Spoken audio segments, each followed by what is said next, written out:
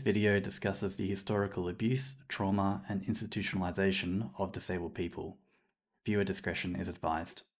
Today's speaker is the collective of the Willow Court Heritage Site. I believe Anne's going to lead us through that, but we're going to hear some things from Carla and Darryleen as well. I first met Anne and became more aware of Willow Court after I spoke on the radio for Global Accessibility Awareness Day. Anne called up and was like, I want to speak to Rosie. And then Anne and I had quite a decent chat. I think we spoke on the phone for a half an hour or so, speaking about Willow Court and the history and how important it is. Oh, got a phone call. It's okay. Sorry. Pause for the phone call. Oh, good. And yeah, spoke about sort of the importance of keeping and remembering that history as well, and how so often that disability history is put to the wayside as well. People find it uncomfortable. They don't want to talk about it, and so it gets shoved down and it doesn't get talked about as much. But it's really important that we do keep those parts as well. So I'm so grateful to have met you, Anne, through that, and now meeting you in person as well, and becoming more aware of the work that Willow Court is doing, and the Willow Court Heritage Site Incorporated is doing as well. So welcome to the three of you, and we really look forward to hearing what you have to say tonight. So we will get started. Thank you, Rosie, for the introduction, and hello everyone that's out there. Really appreciate this opportunity because it's really important for our organisation to become known with the work that we're doing. But also the point I'd like to make is that Willow Court catered for people from all over Tasmania. So when we advertise events, when we do have access to Willow Court, there's people from Burnie and the Northwest Coast and Launceston that come to events that we've had because they're supporting people that were there or they had family members there. So Willow Court's not just a Derwent Valley council responsibility, it's the state government and the whole of Tasmania. So what I wanted to do to start, we have Carla Paul here. Carla briefly introduced herself. Carla is a board member, and she also had 7 years in her youth incarcerated in Willow Court. And Carla had the opportunity, after joining our board together with another former board member, to write this statement of remembrance. And Carla can tell the story of why this got written. I went to a thing with Anne that was a musical thing at the Willow Court place. And it was there and they'd done the statement for that one. And I said to her, nothing was mentioned about the people that lived here. We have a voice too, or we should be thought about, other than just the Aboriginal side of it all. And it came about that we've done this statement. Do you want me to read it? We remember the people who lived at Willow Court. We acknowledge those who have passed away and those who lay in unmarked graves. We acknowledge the people who are still living with the trauma of a system that separated them from family and community, and for the trauma suffered on this site. We acknowledge the impact of these experiences on extended families as past residents learn to live life on their own terms. We acknowledge the work and dedication of past Willow Court employees. And I find that the whole community in New Norfolk was involved with the closure of the place, and there was employment right through that community that while it was going, but when that finished, their whole lives were disturbed. And also people forgot about the people in there, and the buildings are just derelict because they've been forgotten that there was history in those buildings. And I was asked to come on the board, and it gives me memories and what they. That's it. Thank you, Carla. Can I turn the camera on? So the statement of remembrance, since it's been written, we use that whenever we're meeting as a group, or we've had a lot of meetings with MPs and others in recent times, and it's always read and people find it quite profound, and it's really quite grounding to, particularly when Carla reads it, to understand the importance of remembering the people that were there. So the mission of Willow Court, in a little snapshot, is we were established in 2022 after evolving out of the former Friends of Willow Court, which was a special committee of the Derwent Valley Council. So our mission really is about the storytelling, the people that were there, and truth-telling, even though that truth is a very difficult history. It's very important that it is told. We're seeking to provide closure for both former patients and workers and the community, as Carla mentioned, and to nurture understanding of the impact and implications of institutionalisation and associated stigma on individuals, families and communities. And we say that because New Norfolk, for people that have lived in Tasmania for a long time, particularly when the hospital was open, New Norfolk was always seen as it carried the stigma of having an institution for people with mental illness. And so that community has always been tarnished. And it's really important for this story to be told so that the context of why that hospital was there and the work that was done and the importance of that history. Once that happens, I think there will be some closure for that community. What I wanted to do, and I won't read every word on this slide, but it is important for people that don't know the history of Willow Court. It closed in 2000, the Willow Court section. The mental health side, which was Royal Derwent Hospital, closed the following year. And once it was closed, the Derwent Valley Council sold off most of the buildings except 5 in the Willow Court Barracks precinct and 1 other building. Soon after that happened, there was a special committee set up, Valley Vision, that worked over a number of years looking at redeveloping Willow Court and working with academics and the National Museum to set up some really innovative programs about how the site could be interpreted. But that all went belly up in around about 2009 with the global financial crisis, changing government and some local political issues. So then the council had a consultant consolidate all the plans and develop this Malcolm Donald report. And out of that came funding from the state government and some progress on restoration.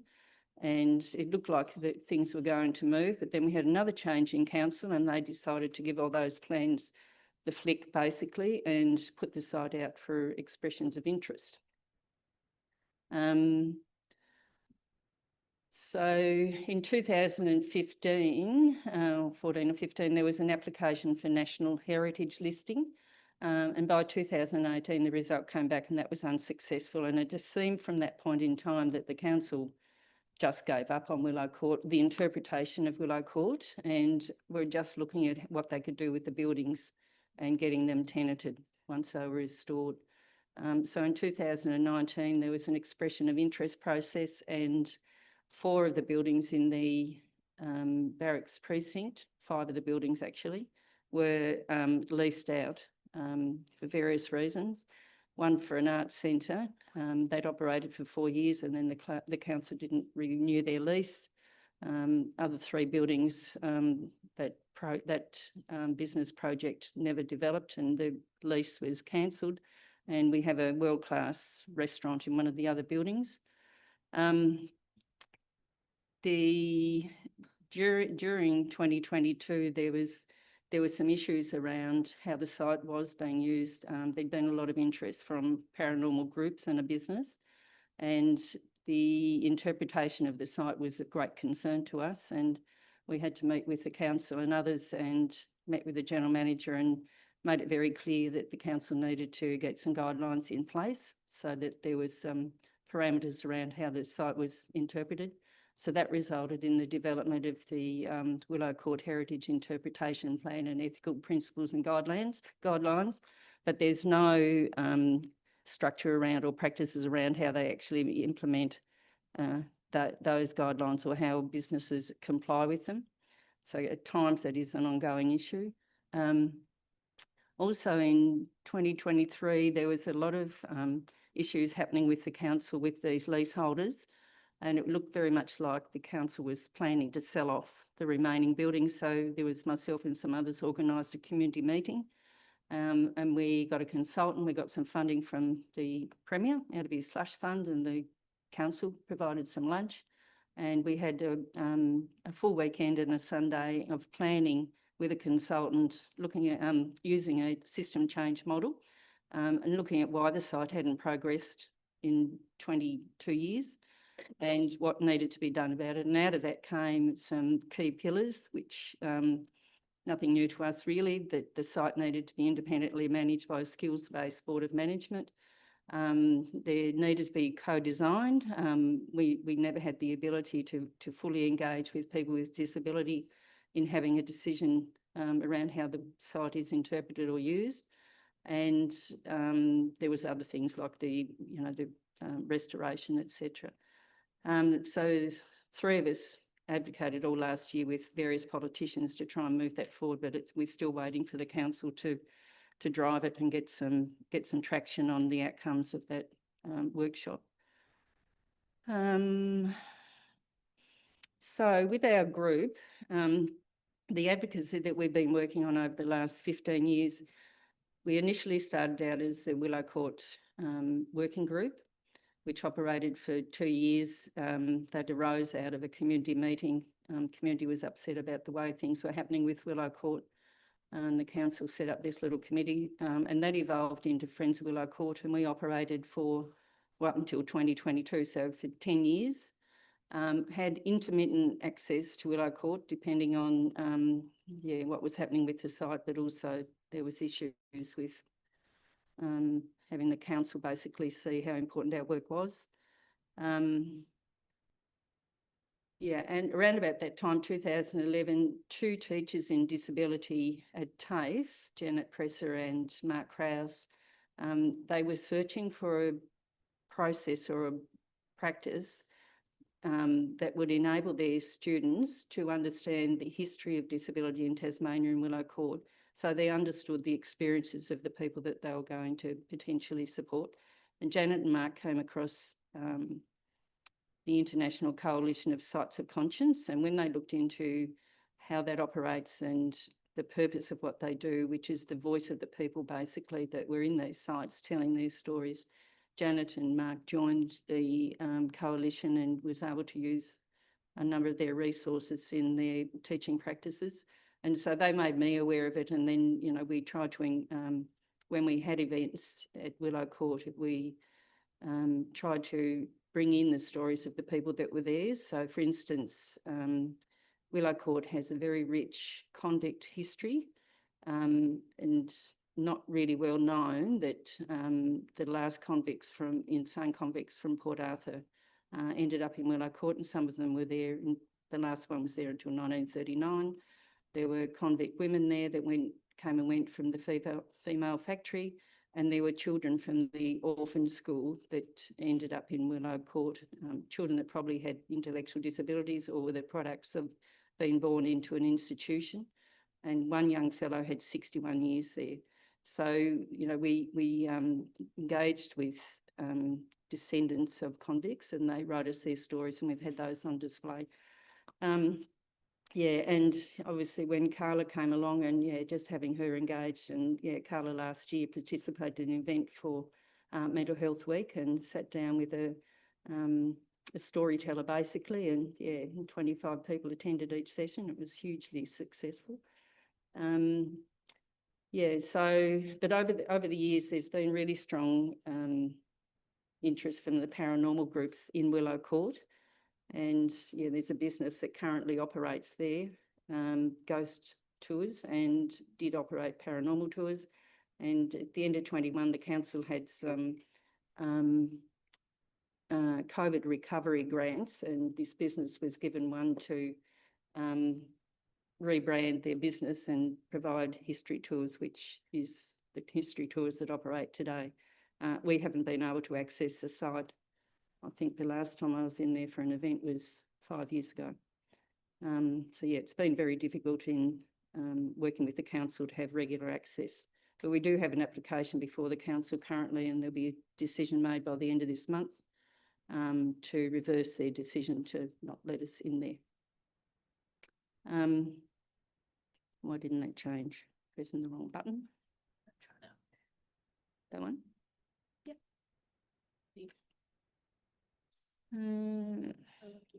Yeah. So since we've become the Willow Court Heritage Site Inc., we have achieved great things in nearly 3 years, joining the International Coalition of Sites of Conscience last year. That was a real achievement for us that we're really, really proud of.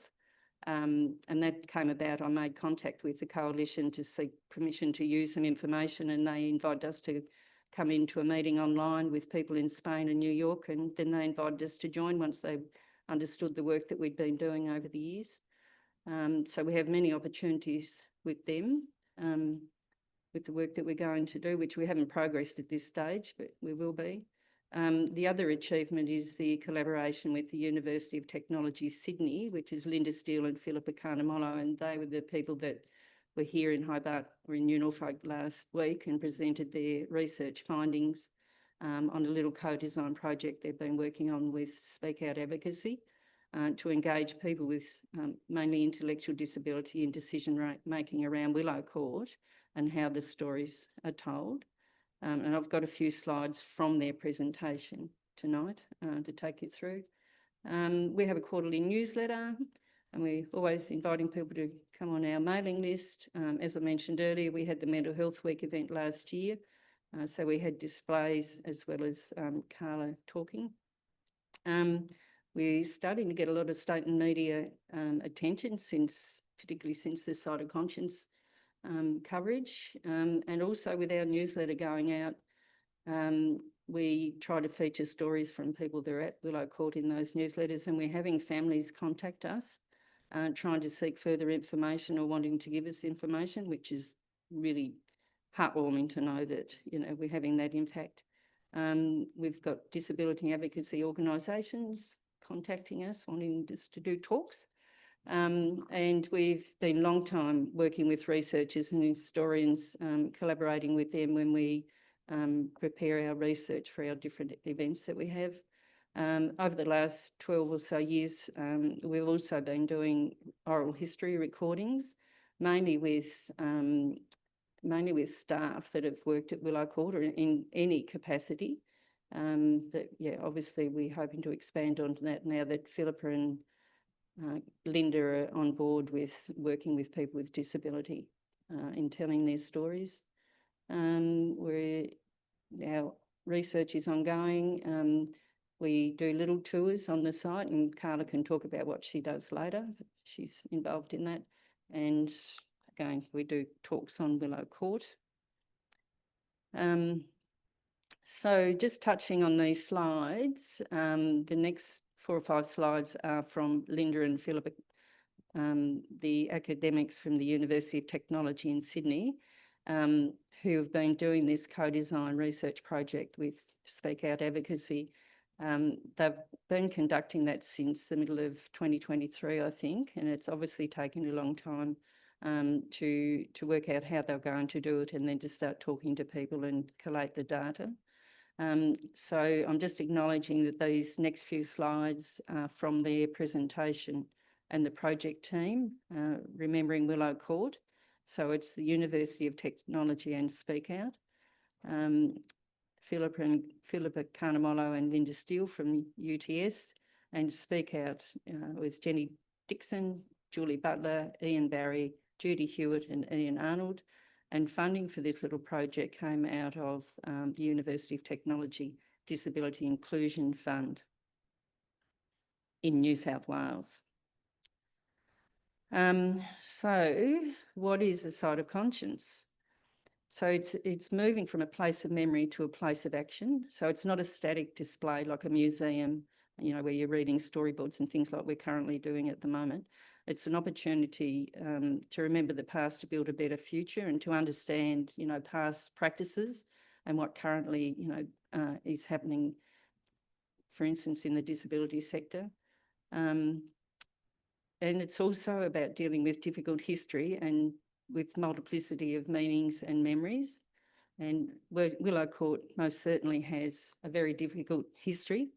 And one of the issues or the practices of sites of conscience is the people that were in these institutions were often marginalised and locked away and, you know, didn't have a voice. And when these institutions closed, again, they didn't have a voice in having a say about what happens with their history or with these sites. So the intention of sites of conscience is to turn that around. And stimulate public dialogue on pressing social issues today.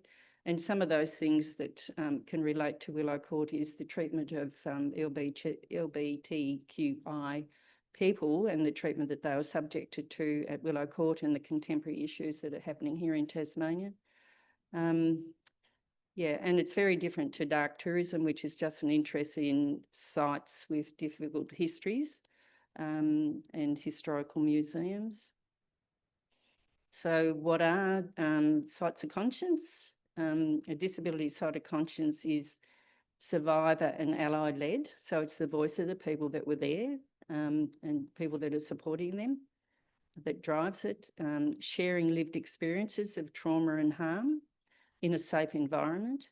It's a starting point in recognition disability institutions were fundamentally very wrong, you know, segregating people with difference from their families and communities and locking them away without any control over their lives.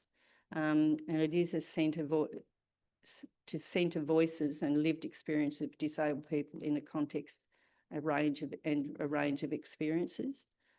And what it's not run by governments. And it's certainly not for exploiting people's experiences of harm for entertainment or profit. And it's an opportunity, not an opportunity to debate whether disability institutions were wrong. We know from history that they were. And it's not a centre voices, experiences and perspectives of former staff and family members over disabled people. And that's a really key point of what we're doing, because it's so easy for the people that were, you know, I was an employee and so was Darryleen, and we certainly have our experience of working there, but we can't speak for the people that were there who weren't able to leave at the end of the day. So out of their little research project, there were key findings, and these are the findings from the people that were participating in the project, and that was to tell the truth about Willow Court, the Royal Derwent Hospital. Communicating traumatic histories is painful but necessary. So obviously we need to understand that history. Finding 3, remember the full spectrum, both bad and good. And there was certainly, you know, Carla can elaborate on this later, but she had both those experiences. And care for site and its use for community learning, which sadly is not happening at Willow Court at the moment. The site is mainly derelict and it has very limited community space available. There was 7 principles came out of their research that the academics have put together, and the first one is truth. So we need to have the truth about what happened at Willow Court in all aspects. Respect and sensitivity for the people that were there and the site's history, and to honour and celebrate the lives lived at Willow Court. And Carla can touch on that later and why that's so important. To document the stories of trauma and harm so that can form the basis of ongoing learning and understanding of the site. Educate for more understanding. Inclusion, which is obviously what this project is about, and it's something that, you know, 25 years down the track we're finally engaging with a process for inclusion of people with disability and making decisions around Willow Court. and then that provides context and hope. So the next steps for UTAS, University of Technology Sydney and Speak Out is they will develop an easy read summary of the findings and principles, and they plan to publish their findings. We can let people know when that will happen, and they hope to do co-designing a larger project with Speak Out and our organisation on progressing Willow Court Royal Derwent as a disability inclusive and accessible site of conscience. And that larger project, they hope to, if they get sufficient funding, they'll take it statewide so that they can include more people that were at Willow Court in the decisions around the what happens with the site. So that is it from me. I've just put up some contact details if anyone wants to be in contact with us. We've got a page on the International Coalition of Sites of Conscience. There's a story there about Carla, Mental Health Week, and we have a little Facebook page. We don't yet have a website, but we're working on that. So thank you for the opportunity. Thank you. Over to Carla.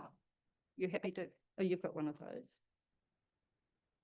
Now, can I ask you some questions, or are you happy just to chat? That's fine. Yeah. Yeah.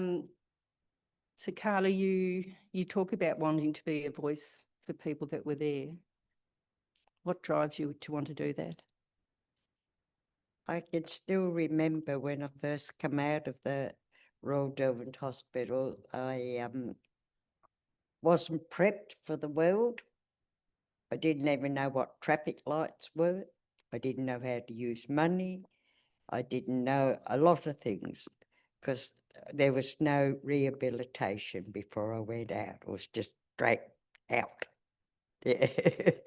And I just find that a lot of people were put into group homes, so they really haven't got a voice. To me, they should be allowed more out in the community and try and blend in with the community. I find group homes as just another little bit like Royal Derwent myself, and I'd like to be a voice that should change as well. Yeah, just to be there for people. I like to work in my community. I have lots of people that have mental health problems that I'm involved with in the community, be it whether it's dementia, Alzheimer's, or just manic depressive. You don't call it that now, but that's what we've called it back then. And all those type of things, they're people. They need to be loved. They need to be known that they are important as much as anyone else is. And that's it from me. Yeah. Given your 7 years in high security, you endured unimaginable experiences. But there were some people who recognised your capabilities and helped you turn your life around. There was one sister that came onto the ward, and I remember her telling me that she was told never to come. I was locked in a room permanently because I didn't like people. I hated them. And if they brought me out, I'd do something, so I'd go back in. And she came onto the ward. She was told not to come near me. And she came in a few times and I went to attack her, but she kept coming back. And after a while, I got to trust her because she kept coming back on her own, not with all burly men that they used to all come with. And she took me out into the day room and she started playing Scrabble with me and playing cards, so I'd know different things. And she treated me like a human being, not someone that just need to be cast off. And she changed my life because she even used to take me out to her home, sneak me out, of course, and have time with her family and in a home. She was just like a mum to me. She was supposed to do that. And when I got married, later on in years, she was the one that done all the organising for us to have a honeymoon and all that type of thing, you know. She was just always there. She did change my life, and there was good and bad in every place. There was a lot of good staff there, but she is one that changed and that's what I feel that most people should be doing for people with disability, mental health or whatever. Thank you, Carla. It's a beautiful story, and just one other, you've talked about you spent most of the time you were there locked in high security, but there was a time when you got to work on the children's ward. Oh yes. How I did that loved make you that. feel? I was told I had to go and do some work in the wards, and I started off in M ward actually, and then there was an incident there, and I was told I wasn't allowed to go back there anymore because I spoke out for a patient. But then they let me on to L ward, which was school-age children at the time. There was a school there, and they used to send them off without their hair done and their clothes ironed or anything. Nobody seemed to care.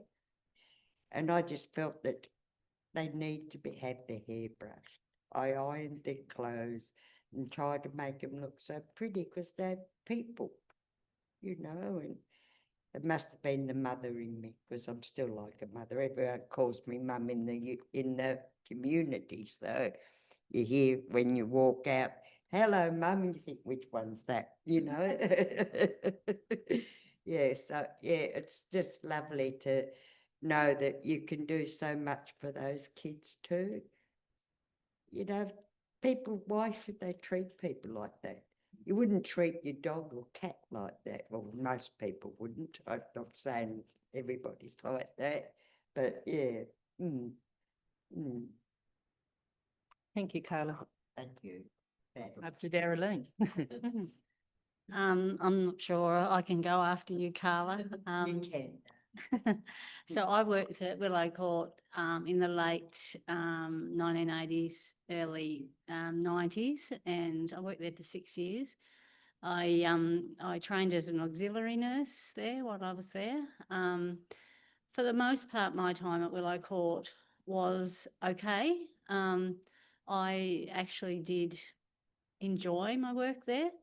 And like Carla said, there was some good people there and some not so, well, some ordinary people there in terms of staff. And once I'd done my training, and became a auxiliary nurse, and I'd done that training about person-centered practice and all sorts of practices like that, I realised that it wasn't a place for me to continue to work in, and I wanted to go. I knew that Willow Court was going to close down eventually, and I wanted to go out into the community with some of the people that had already moved out of Willow Court. So I was there when the Pettifer report was done. I'm not sure what year that was, but that was the report that was done. 89, I think. 89. That was the report that was done that basically saw the decision of closing down Willow Court because things were not great there. And I completely agree with that. I agree that institutions are not a place where anyone should be growing up, and congregate care is definitely not a place where people should be together. And it doesn't work for people to be housed together because they have the same disability. I mean, that's just really ridiculous. Yeah, I saw some really bad stuff, I have to admit. I was quite young then, and it has shaped the way I work. I've worked over the last 30 years, and the last few years, getting to know this one, getting to know Carla, has really solidified my thoughts on how people with disability should be treated, and and I'm going to cry, but I don't, just listening to Carla every time she talks, and that truth telling, and from someone who's actually experienced it, and given the voice for the people that couldn't, who can't, you know, say how they felt, only through their behaviour. Most people, you know, had challenging behaviour because there was no other way of voicing how they felt. Yeah, so it's just, if everyone had a voice like Carla, I think we wouldn't need art, they wouldn't need us. But we have to, someone has to do it, someone has to make Willow Court accessible, and make sure it doesn't happen again. And the stories are understood. Yeah. Yeah. Yeah. And you know, Carla's story is true to her, and there's no way that you know, I would ever say to Carla or anyone else that, you know, that didn't happen in Willow Court. And some people try to say that, some people try to say things didn't happen, but yeah, no, we need to not let it happen again. If I can just add, and thank you very much for that, Darryleen. On Tuesday last week, we had a presentation at Speak Out Advocacy in Hobart. So it was Linda and Philippa presenting their research project. Carla couldn't attend, so I invited a family member. Well, the family was invited, but their sister had been in Willow Court for quite a period of time and had extremely bad abusive experience over many years. And the family, the mother was particularly political, and they got funding to set up a group home and move her out, and eventually got the right care around her, more so in recent years. And she came to the presentation on Tuesday, where she'd been very similar to Carla. Carla's told us in the past she was labelled as psychopath by a doctor. And this person, who is the sister of person I invited, she had all sorts of labels about her behaviour. But yeah, with the right supports around her, she sits calmly in a meeting. But her sister, I can use her name, Kate, she read the most moving excerpt from a book that was written by a very caring staff person who worked at Willow Court about, I can use Lynn's name, and they're hoping to get that book published, but it's really moving. And Kate is an artist. She sings, and she has produced a song. Apparently she sang it at the Disability Royal Commission when they presented her sister's case. I have the link to it, and I'll be putting it up on our Facebook page with Kate's permission. Yeah, so very, very moving. Just my own experience, I started out doing mothercraft training in Hobart, and there was a little training centre next door where we spent some of our time learning how to work with children with disabilities. And so those little kids used to be dropped off by their parents or picked up by our bus and dropped home of an afternoon. So they were very much part of loving families and communities and extended families. And I eventually went to work in 1976 in the children's ward at the Royal Derwent Hospital, and I just could not cope with seeing children lying in bed or on the floor. You know, their life was from the floor to they were toileted in front of each other, changed in front of each other, bathed in front of each other, and spent their life in just 2 rooms. Some of them that were a bit bigger spent their days in a big day room, absolutely bored. There was a telly up on the wall with God knows what on the TV that they couldn't see. They'd play with their faeces and flick their eyes, and it was just horrible.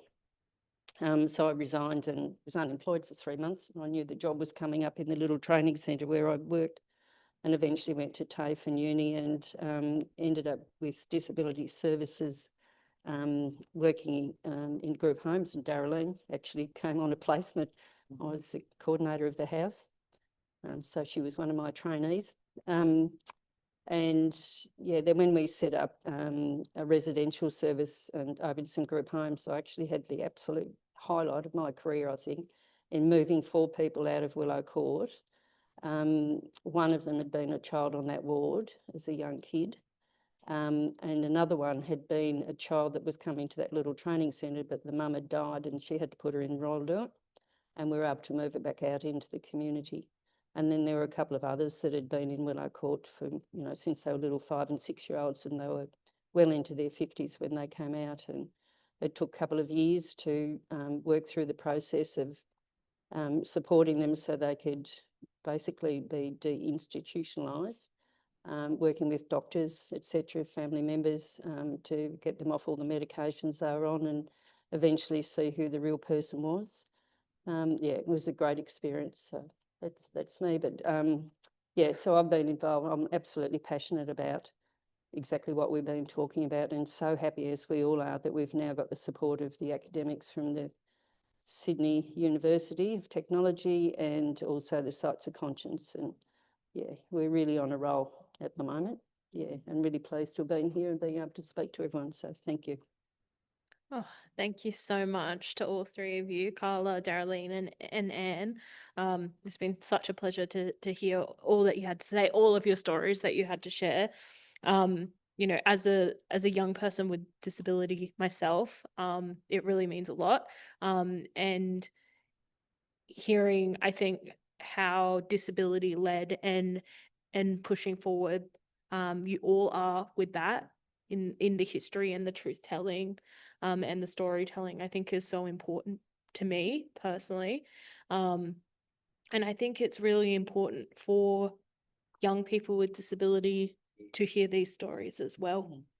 For me, I talk a lot with the younger ones than me about disability pride. But that pride comes through from this history of shame and being pushed down. And I think it's so important that the young ones also hear these stories about where we've come from. Absolutely important. Yeah, absolutely. About where we've come from. And, for me, in my history, I have family members who have been institutionalized. And so I think about my experience of, if I grew up during that time, what would that have meant for me? And I think that's the thing that really impacts me most. And it makes me think about, I guess, the tapestry of how all our stories are woven together as well. And so I think about that a lot. And so it really means personally to me, and by extension, the communities that I'm in, like, it really means a lot that the work that you're doing, and how much that disability led, it really means a lot. So thank you so much. It makes me a bit emotional to think that, but thank you so much. You've hit the nail on the head.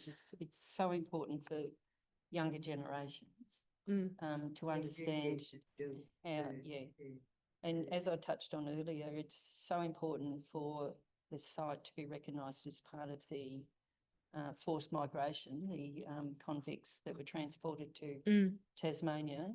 That part of the story is ignored, really, and it is really important. Mental health nursing in Tasmania started at Willow Court, 1935, so it has a very rich, relevant history right across Tasmania for a whole lot of reasons. So, Thank you so much.